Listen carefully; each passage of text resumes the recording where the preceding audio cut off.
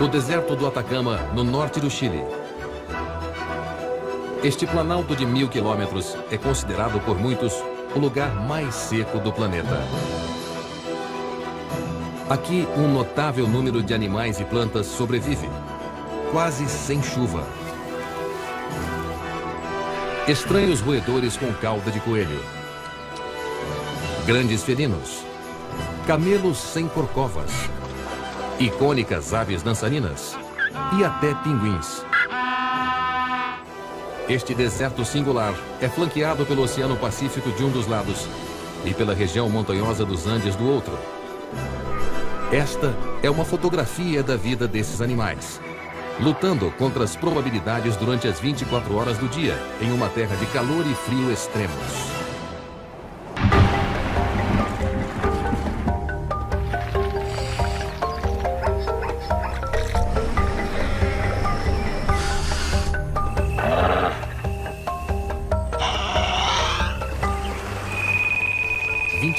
Horas no deserto do Atacama, no Chile. É final de dezembro. Início do verão no deserto do Atacama, ao norte do Chile. Ao amanhecer, a temperatura está pouco mais alta que o ponto de congelamento. Mas em apenas algumas horas, ela terá ultrapassado os 26 graus. 6h30 da manhã. Este grupo de pinguins já terá saído daqui muito antes disso. Por incrível que pareça, essas criaturas conhecidas por habitarem a neve e o gelo vivem aqui nos limites do deserto do Atacama durante todo o ano. Mais de 1000 casais habitam esses penhascos, criando seus filhotes a uma curta distância do alimento disponível no Oceano Pacífico. Mas chegar até esse alimento não é nada fácil. Eles precisam encontrar uma passagem em segurança para baixo dos penhascos.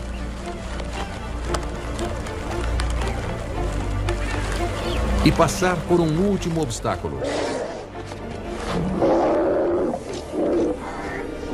Hostis e possivelmente letais leões marinhos.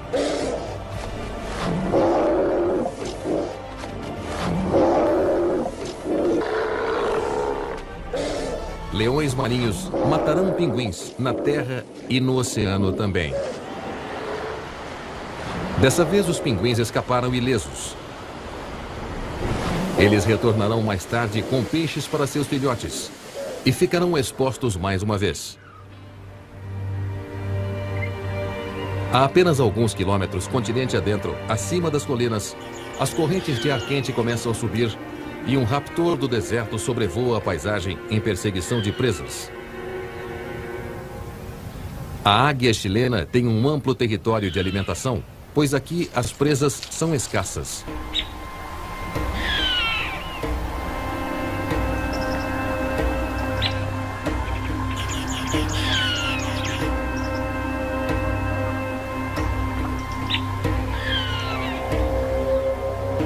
A águia gosta de caçar pequenos roedores, principalmente um roedor especialista em desertos, o chamado degu. Este animal sobrevive nas mais cruéis condições, tirando a maioria da água de que precisa das plantas. Mas ele precisa ter muito cuidado com o perigo vindo de cima.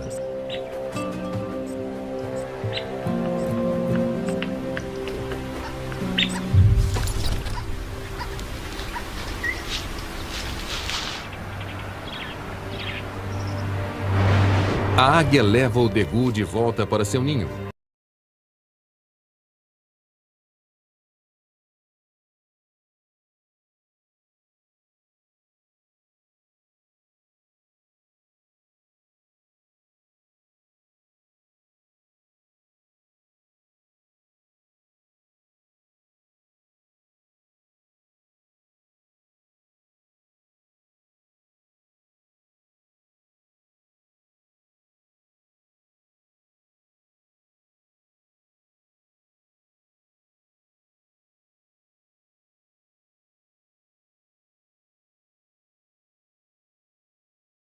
A lógica da difícil sobrevivência significa que os pais não intervirão e o filhote mais fraco acabará morrendo.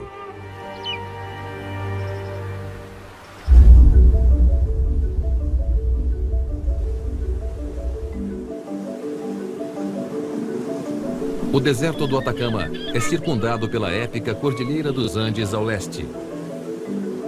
Aqui, na fronteira entre o deserto e a região montanhosa, é onde a América do Sul tem seu próprio camelo. Ao contrário dos camelos que vivem na África e Ásia, estes não têm corcovas. Mas o guanaco e a vicunha são parte da mesma família dos camelos. Os camelos evoluíram na América do Norte há 45 milhões de anos, antes de se espalharem pelo sul e depois pelo oeste da Ásia e além. É um dia agitado para o maior deles, o guanaco. Os guanacos dão à luz e depois acasalam novamente dentro de 2 semanas. Dentro do grupo, ambas as atividades ocorrem simultaneamente.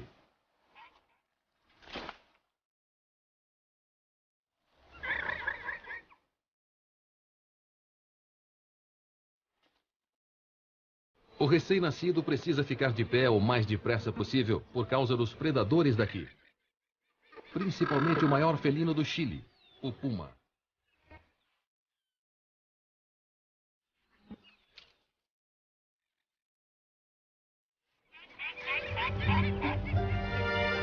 Uma mãe está cuidando de seu filhote. Ela está atenta a qualquer coisa que possa ameaçá-lo.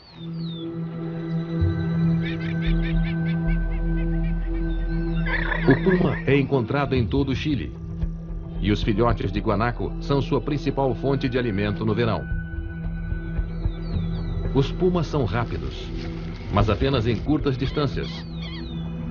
Então eles usam o elemento surpresa para se infiltrarem entre os guanacos. A mãe ouve o alarme agudo de um quero-quero que ronda pela região.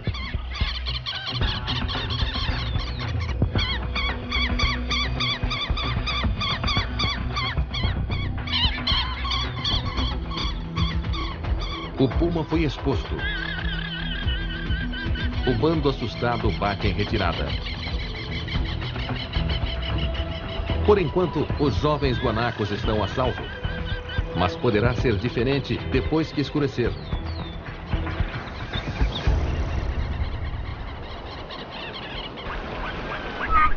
A vicunha é a menor entre as 2 espécies de camelos daqui. Junto com o guanaco, elas são a versão selvagem das domesticadas lhama e alpaca. Amanhã trouxe um novo membro a este grupo de vicunhas.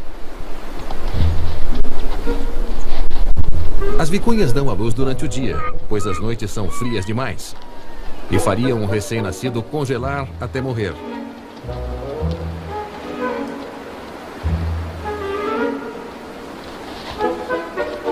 Mas o filhote vai sobreviver a futuras noites frias, pois foi abençoado com a melhor e mais quente lã do mundo, muito procurada pelos comerciantes em meados do século XX.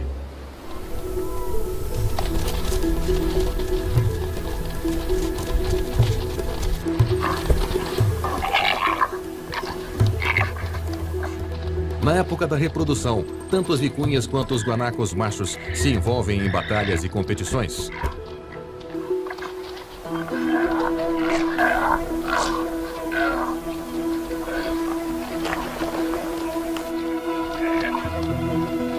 Os camelídeos sul-americanos evoluíram nas grandes altitudes na região da Cordilheira dos Andes e desenvolveram uma resistência extraordinária ao ar rarefeito.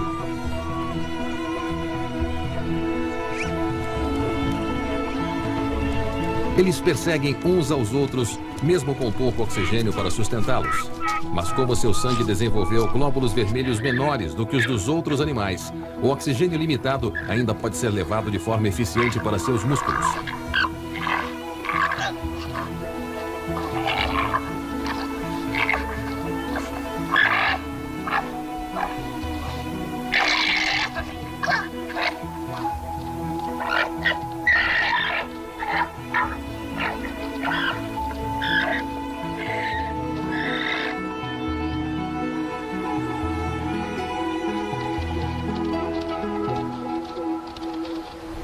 Os camelos são capazes de viver da vegetação esparsa, com pouca água. Estes animais notáveis estão voltando da quase extinção após terem sido quase dizimados pelo homem há quase 100 anos, por causa da sua refinada lã. 11 da manhã. No meio da manhã, as temperaturas começam a subir depois do frio. E outros predadores e presas chegam à região. Como uma oportunista suprema, a raposa vai tirar vantagem de qualquer fonte de alimento. Estas qualidades lhe permitiram prosperar em todos os extremos do Chile.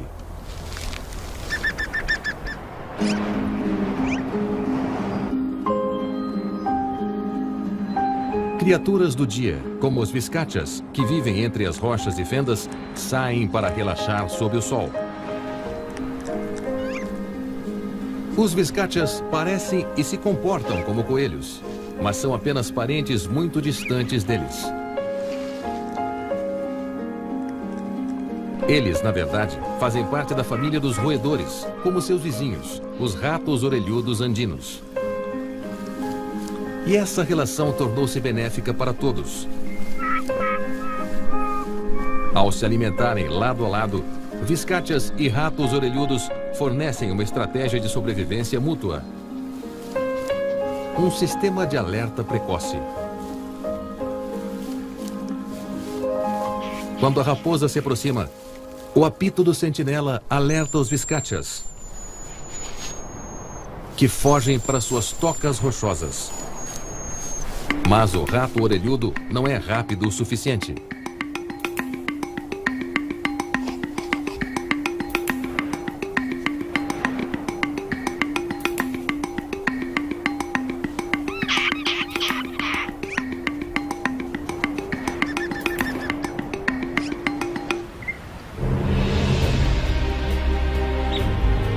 Os poderosos Andes bloqueiam a chuva que cruza do leste do Chile, tentando chegar à região do Atacama. Isso criou um dos desertos mais secos do mundo. Em um vale, as condições são tão duras que nem plantas nem animais podem existir aqui. A não ser uma ave especialista em sobrevivência que escolheu criar seus filhotes neste lugar proibido. Meio-dia. Ao meio-dia, no cruel deserto do Atacama, a temperatura alcança os 40 graus Celsius. 6 horas mais cedo, ela estava a apenas alguns graus acima de zero. Algumas partes do deserto não veem chuva há 400 anos ou mais. Curiosamente, essa espécie de gaivota faz seu ninho aqui. Elas escolheram esta área, desprovida de plantas e outros animais, para criar seus filhotes.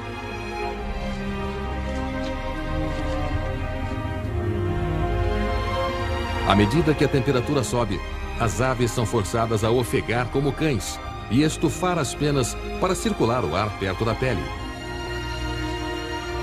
Isso também ajuda a esfriar o ovo abaixo, que está prestes a eclodir.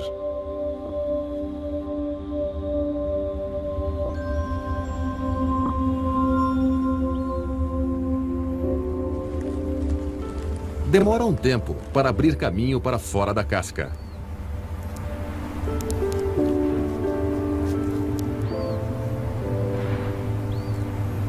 Em um truque evolucionário inteligente, a casca evoluiu para ser menos permeável do que o normal, para evitar a perda de água. Mas este escudo impermeável também retarda a absorção de oxigênio. Como consequência, cada filhote se desenvolve lentamente, ficando 30 dias dentro do ovo. O período mais longo entre todas as gaivotas que possuem ovos de tamanho similar.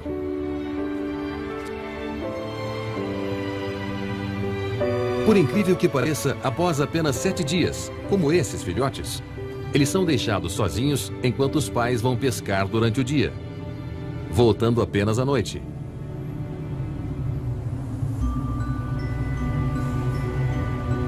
Este é o momento mais perigoso da vida deles.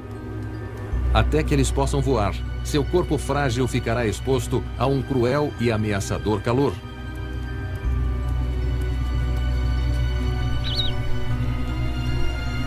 Alguns vão para lugares mais altos, em uma tentativa desesperada de capturar qualquer brisa disponível.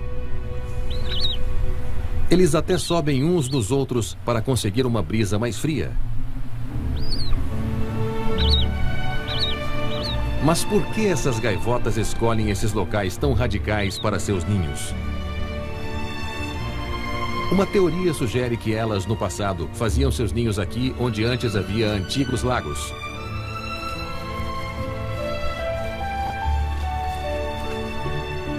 De alguma forma, essa memória deve ter permanecido.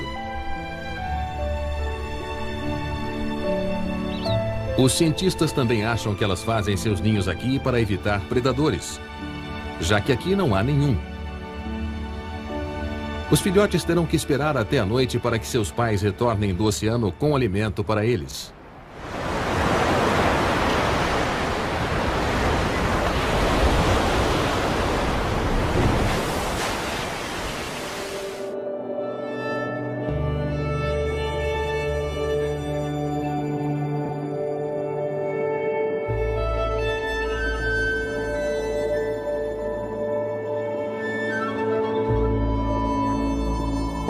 Milhões de toneladas de anchovas e outros pequenos peixes se acumulam no litoral do Chile,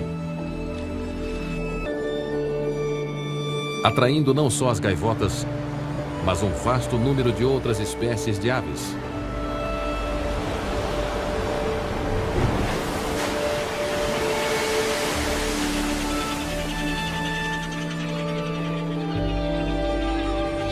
Golondrinas do mar mergulham vigorosamente em um cardume de anchovas.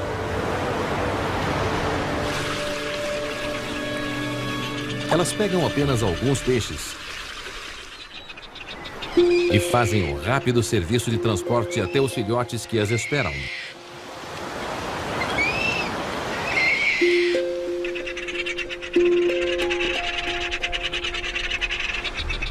As anchovas são uma mina de ouro para criaturas com apetites gigantes.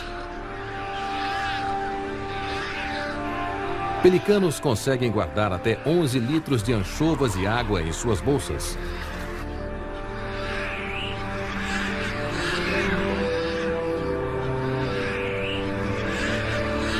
Suas colônias formam concentrações enormes de aves marinhas ao longo do litoral do Chile.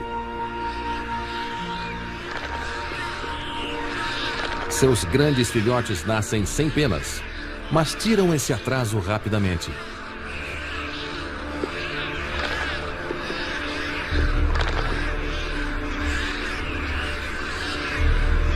As mães regurgitam as anchovas em forma de mingau dentro do próprio bico, de onde os filhotes comem.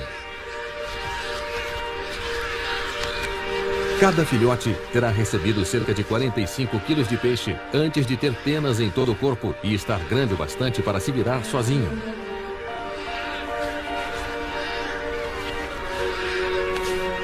O mesmo frenesi alimentar está acontecendo entre os muitos milhares de outros pelicanos.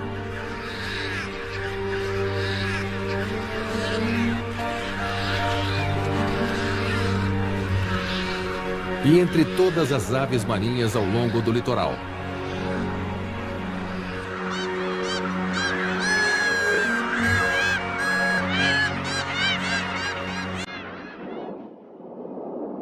Mas o que explica o oceano ser tão rico e capaz de sustentar tanta vida?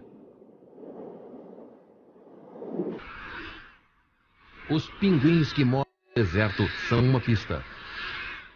O que trouxe essas criaturas do frio para um lugar tão quente e hostil?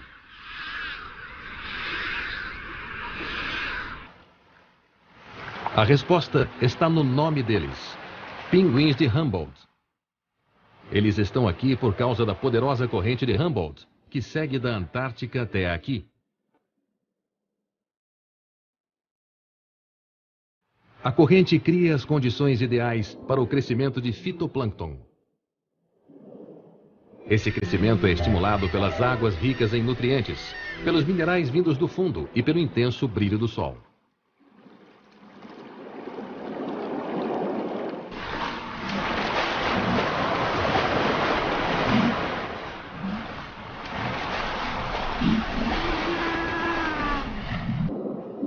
Essa mistura incrivelmente rica na base da cadeia alimentar acaba nutrindo todas as criaturas ao longo do litoral do deserto,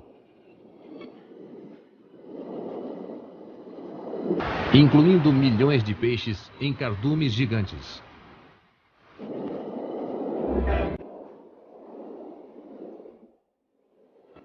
E fornece uma outra coisa, essencial para grande parte da vida animal daqui: água fria.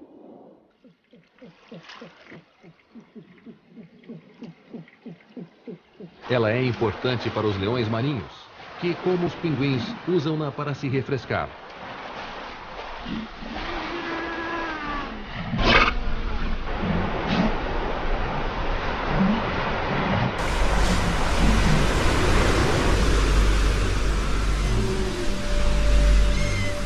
Mas nem tudo é harmonia ao longo das praias do Chile. Batalhas territoriais entre leões marinhos machos adultos causam morte e destruição. 13 horas.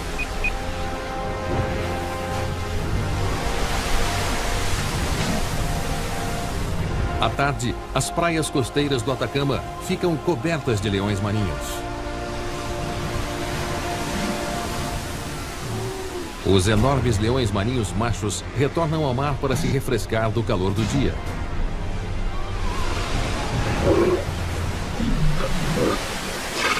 No entanto, para isso, eles precisam atravessar o território de outros leões marinhos.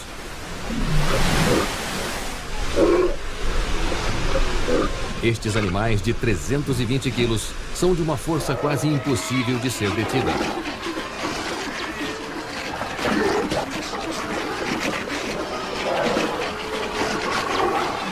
As fêmeas e seus filhotes vão para as falésias em busca de segurança.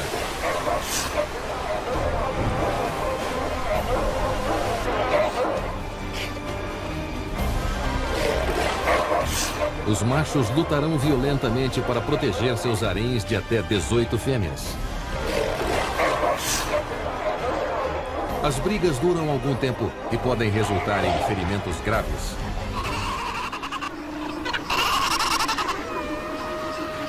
Leões marinhos machos às vezes também almejam espécies competidoras.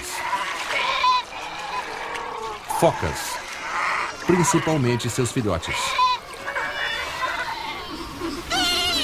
Essas piscinas costeiras são mais seguras do que o oceano para esses filhotes, que podem ser deixados sozinhos depois de apenas 8 meses de idade.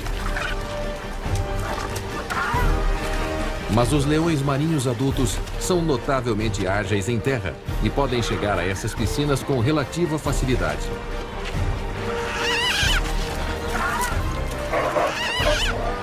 A única rota de fuga possível é escalando as falésias para tentar ficar fora do alcance de um desses adultos.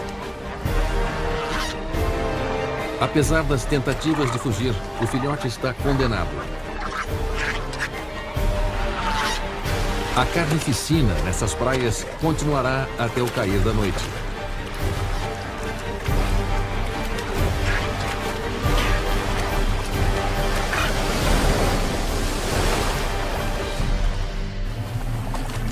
Três da tarde.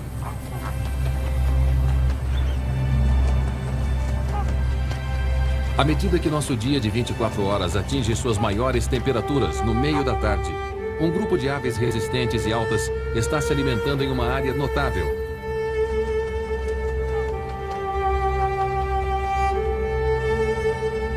Em poças gigantes de sal, com lagos rasos salgados. Eles foram criados pela água derretida do final da última era do gelo.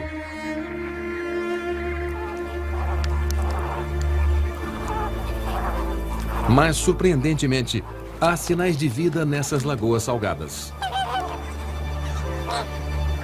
Uma mancha cor-de-rosa, deixada ali pelas algas e bactérias trazidas pela maré, alimenta animais minúsculos na salmoura. Eles, por sua vez, alimentam aves altamente especializadas, os flamingos chilenos. Sua peculiar cor rosada vem do pigmento beta-caroteno contido nas criaturas da salmoura, que são como os minúsculos plânctons que há no oceano. Os flamingos reviram as criaturas na salmoura dançando. Este comportamento pode ter inspirado a famosa dança flamenca. Seus passos de dança realmente reviram a lama para liberar camarões minúsculos e larvas de moscas.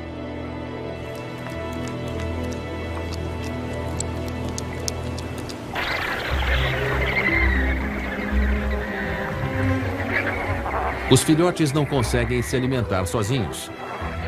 Em vez disso, os pais os alimentam com uma secreção avermelhada do que eles comeram, que tem mais gordura e proteína do que o leite dos mamíferos. Flamingos são altamente adaptados para a vida na piscina de sal. Eles precisam lidar não só com o calor extremo, mas também com o sal altamente cáustico.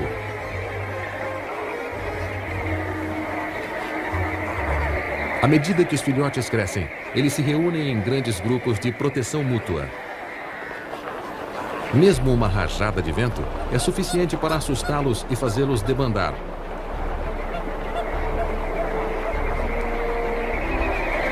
Vai levar algum tempo antes que eles adquiram o rosa peculiar e aprendam a voar.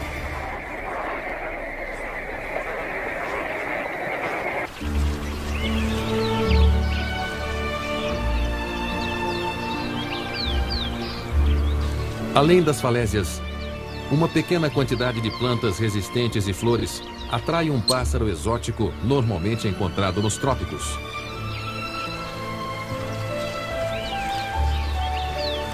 O beija-flor gigante tem o dobro do tamanho do segundo maior beija-flor. E apesar de ter crescido tanto, ele ainda é capaz de pairar.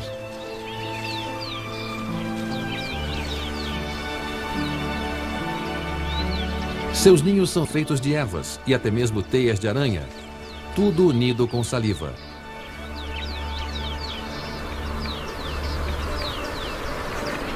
Ele tem apenas 2 horas para alimentar seus filhotes antes do anoitecer.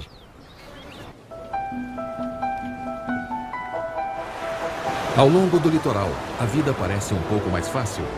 Enquanto a tarde chega ao fim e quando o sol está menos feroz, pinguins de Humboldt fazem sua peregrinação diária em terra. Mas eles têm um obstáculo a superar antes de atingir o local de seu ninho.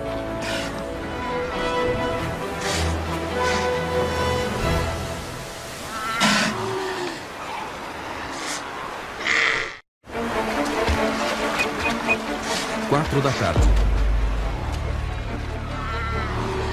Às 4 da tarde, os pinguins de Humboldt vêm à praia depois de um dia pescando.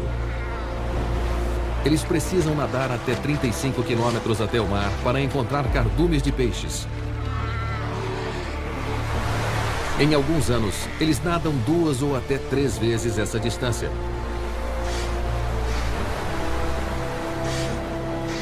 Pela segunda vez hoje, os pinguins precisam se expor ao grupo de perigosos leões marinhos. Leões marinhos podem matar pinguins. Então eles precisam trilhar um caminho com cuidado através da massa de corpos.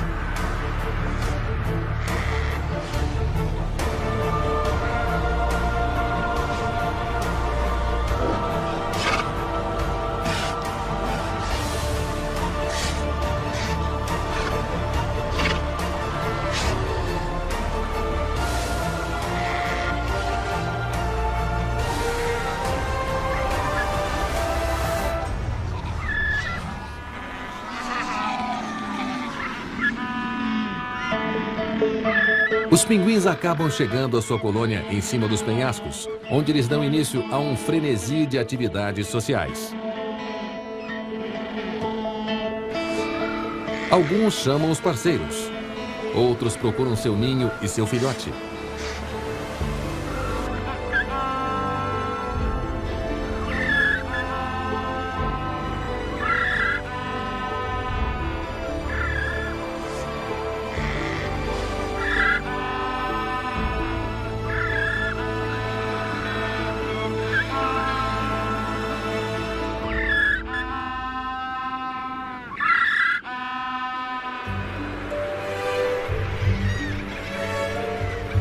Mais adiante na praia, uma gaivota adulta está pescando para seu filhote. O pai terá uma viagem longa de volta para alimentar seu filhote, que está sendo cuidado pela mãe até que tenha uma semana.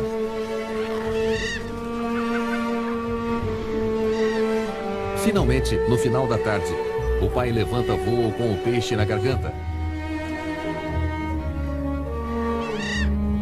Para conservar energia, as gaivotas aproveitam as correntes. Isso lhes permite ir até grandes alturas antes de dar início ao seu épico voo de 100 km até seu ninho.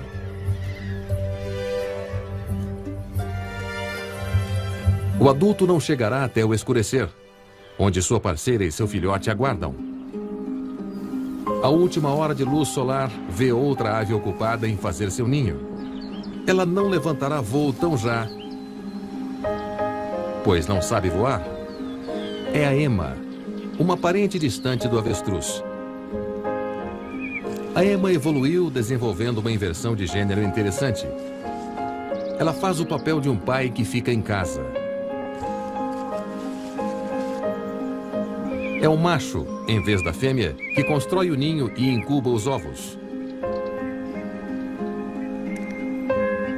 Depois de cortejar até uma dúzia de parceiros, cada fêmea deposita seus ovos no ninho dele.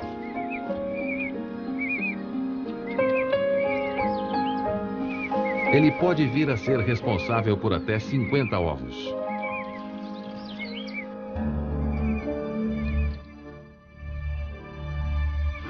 A astuta raposa cinzenta sul-americana adora os ovos de ema.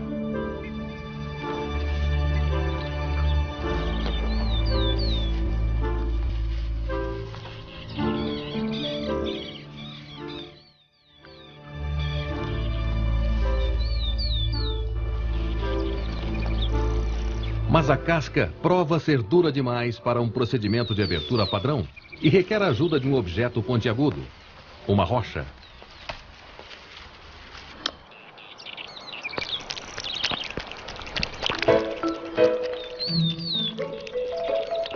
Encontrar a ferramenta certa para o trabalho compensa.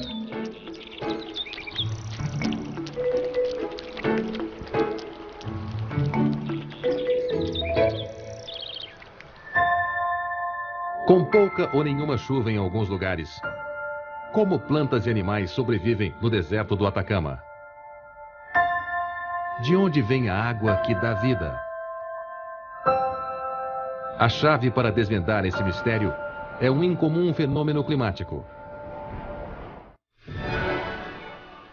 Com a aproximação do crepúsculo, os animais e plantas do deserto árido esperam por um evento diário para sua sobrevivência. Água, mas não no formato de chuva. Uma zona de alta pressão quase permanente aqui evita que nuvens de chuva se formem e caiam sobre o deserto. Porém, o ar mais frio sobre a corrente de Humboldt oferece água na forma de um tipo diferente de condensação.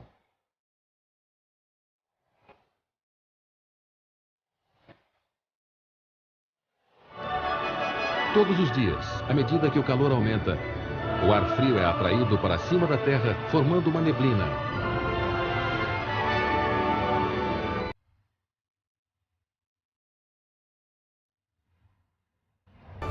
Essas minúsculas gotas de água são cruciais para a vida ao longo do topo das colinas, mais próximos ao mar, onde existe uma comunidade exclusiva de plantas e animais.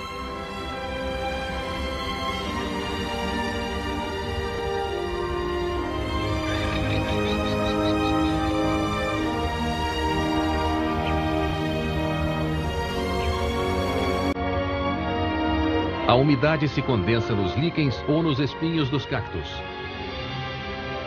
A água então se afunila nos sulcos, chegando às raízes.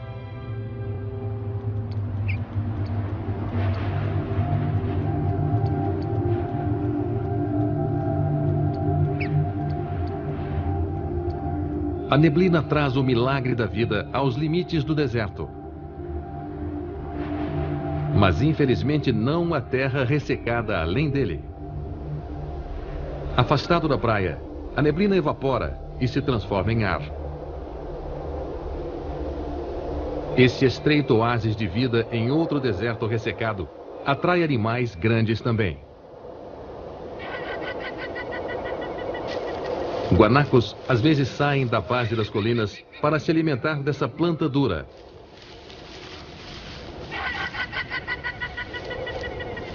Para obter água, eles sugarão os líquens como uma esponja. Os cactos aqui desenvolveram um truque inteligente para sobreviver nessas difíceis condições. Eles se enterram da metade para baixo na terra para ajudar a reduzir a perda de umidade.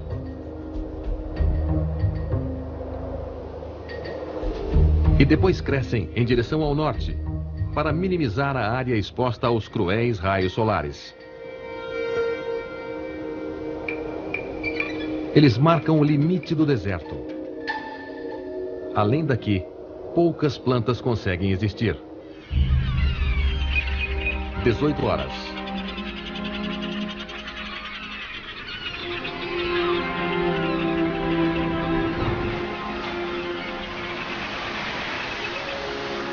São 6 horas, o que traz condições de mar mais calmas, ideais para um outro pássaro com um bico grande, o corta-água.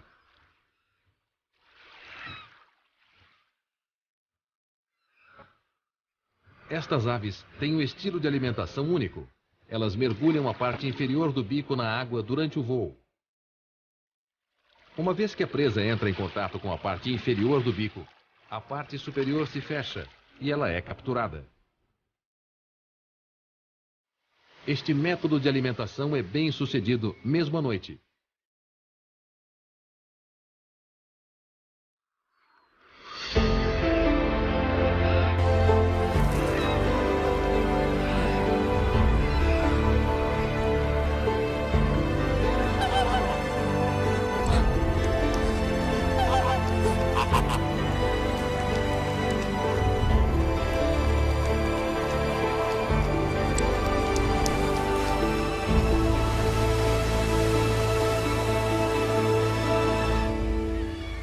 Das 7 às 8h30 da noite, começa a escurecer.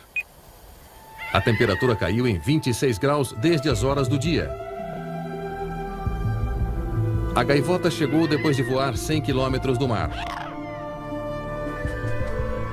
O outro adulto esperou o dia todo e deixa seu parceiro alimentar o filhote. Em poucos dias, este filhote será deixado sozinho, quando ambos os adultos começarão sua jornada matutina diária juntos até os ricos solos de pesca. A noite traz uma mudança dramática no comportamento no litoral do Pacífico. A colônia, antes agressiva, agora descansa. Nem todas as criaturas, no entanto, estão dormindo. Para o infame sugador de sangue sul-americano, o morcego vampiro, é hora de caçar. Mas não onde, nem quem seria de esperar.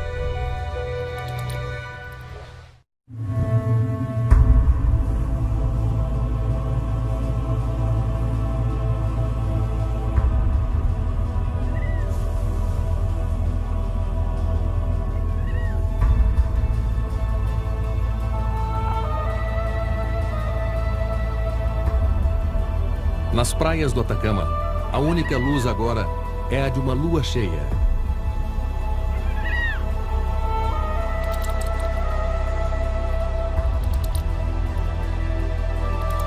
A atividade barulhenta frenética do dia foi substituída por uma cena de tranquilidade. Mas há uma criatura acordada. Um morcego vampiro rasteja ao longo da areia em busca de sua vítima. Um leão marinho.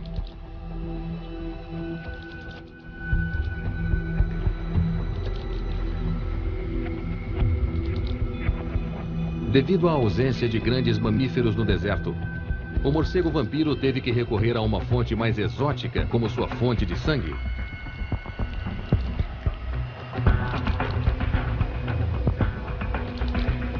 Ele detecta calor e localiza os pontos onde os vasos sanguíneos estão mais próximos à superfície.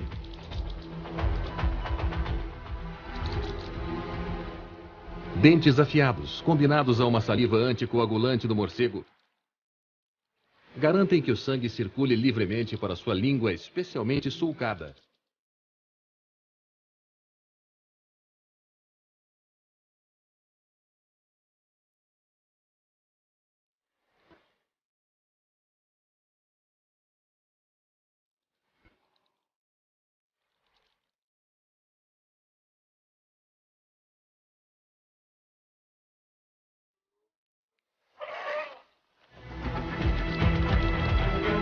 Como o sangue é sua única fonte de alimento, desistir não é uma opção.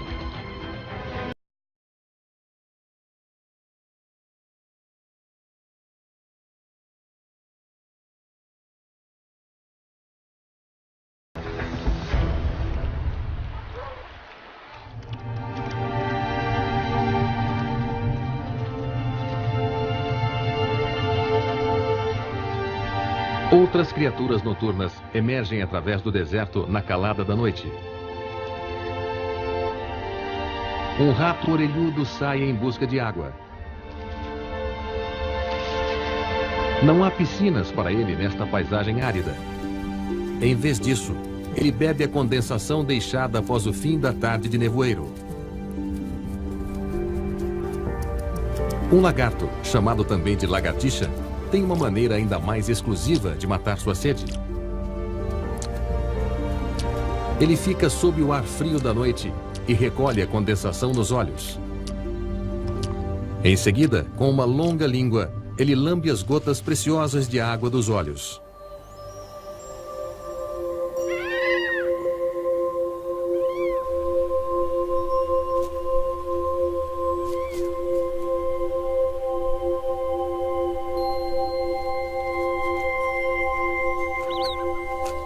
A noite chega ao fim.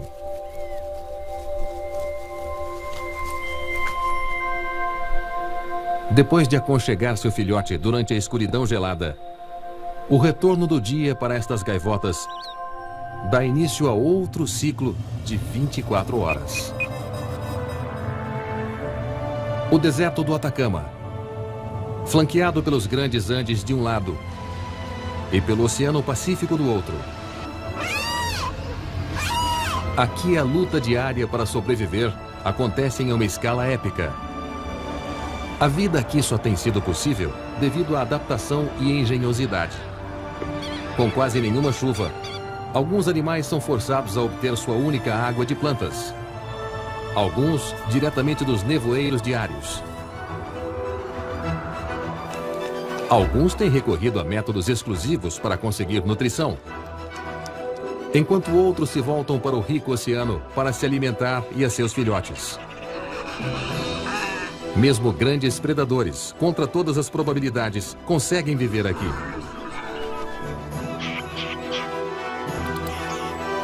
Talvez no lugar mais desolado da Terra. Cada hora pode significar a passagem da vida propriamente dita, ou a passagem de uma vida para outra. 24 horas. No Atacama, no Chile.